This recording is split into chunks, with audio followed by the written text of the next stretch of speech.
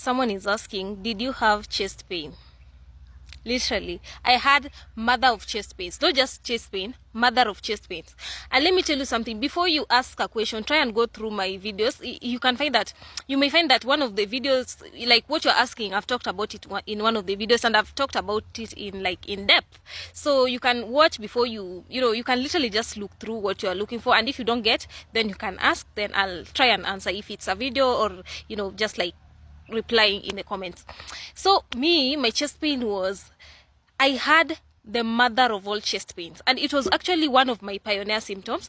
I used to feel like an elephant foot on my chest, and it used to cause me to be breathless. Like, I think shortness of breath, that symptom that I had of shortness of breath, it was brought by painful chest pains.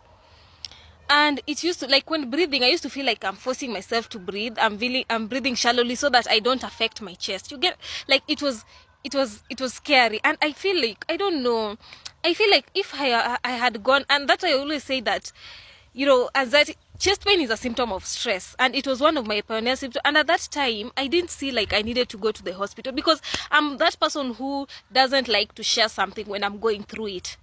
When I'm in the midst of it, no, I'm not going to tell you. But after it, I can share, how it affected me, how, also you can like literally overcome it the way I did. So I feel like, because I didn't want to talk about chest pain, I didn't want to talk about, my struggles back then. That's why I had these symptoms for long. Because, and I don't, like, literally, sometimes I don't want to say I regret, but I'm just like, is it me that didn't want to talk about, or is just how the world is? Literally, globally, mental health is not talked about the way malaria is being talked about, the way cancer is being talked about, the way HIV and AIDS is being talked about. So especially where I come from, when you talk about, mental illness, I'm feeling this way, I'm feeling thoughts, I'm feeling suicidal thoughts, I'm feeling like, I'm having what if thoughts, I'm feeling very scary thoughts. Maybe they'll say that you need, I don't know, prayers, you need to, you need to snap out of it, you need to, you just need to, like, literally all those kind of things, you need to try this, you need to. So I don't blame myself sometimes, and I also don't blame anyone who doesn't understand your situation, because even you put yourself in their shoes. If someone told you they had anxiety, will you be able to understand what they're saying? Because you, from the word anxiety, pre-anxiety, what did you understand by the time anxiety? So don't blame anyone. Don't blame them. That's how just the world. Mental illness is not being talked about so much. Some say, you are cursed. You need to, you are cursed. That is a disease of the whites. Those kind of things. And don't blame anyone. So, for example, me, chest pain, I used to feel literally so bad in my chest. And this is because it's happening because, first of all, it's a symptom of stress. Chest pain is a symptom of stress. And when we are tensed, when you're in the fight or flight mode, the muscles around our chest, like this, also the muscles around our head, they tend to contract, they tend to tense up, because we are also tensed, because our brain is overstimulated with stress. We are in the fight or flight mode. So when we are stressed, we are bound to experience chest pains. The muscles around our chest is tight, so that's why you're experiencing chest pain. And it's not something scary. It is one of those symptoms that I can say, when I literally just started living with it disappeared without even me like literally noticing. I just said, okay, so this is a symptom of stress, and it's also another anxiety symptom. I'll throw it under the anxiety umbrella, and I'll have to live with it. So it's not scary. I even went for scan. They took my whole body, because now I felt like these public hospitals, they are not doing me anything. I went to one of the best private hospitals. They literally did all tests, or the ECG, they did, scans, but literally they were not finding anything. Then that's when I knew, okay, this is also anxiety.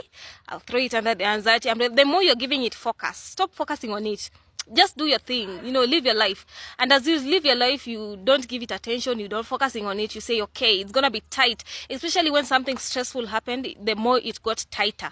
So that's when you just say, the moment. Let me tell you something. With anxiety, use any opportunity the symptoms come up to accept them. If something happens, if there's a stress in your life, if you expose yourself to driving, flying, any anxiety triggering places, the supermarkets, the restaurants, going out, use that opportunity to go towards your anxiety. You get what I'm saying?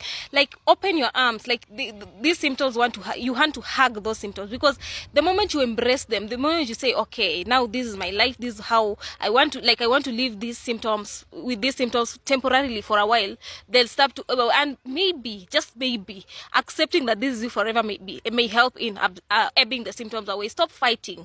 Just accept, okay, this is me, like, this is just literally me. They help in ebbing the symptoms away, because now you'll not be focusing. You'll just have accepted that this is me. So, like, literally just, living your life, with the chest pain, just doing your thing. You feel like, it's causing shortness of breath. I already told you how to deal with shortness of breath. You can check in one of my past videos. And as you live your life, as it sees, like, your brain says that, okay, she's not panicking, she's not reacting in fear, she's not giving you attention, the chest pain will literally ebb away. That's how, like, literally mine ebbed away.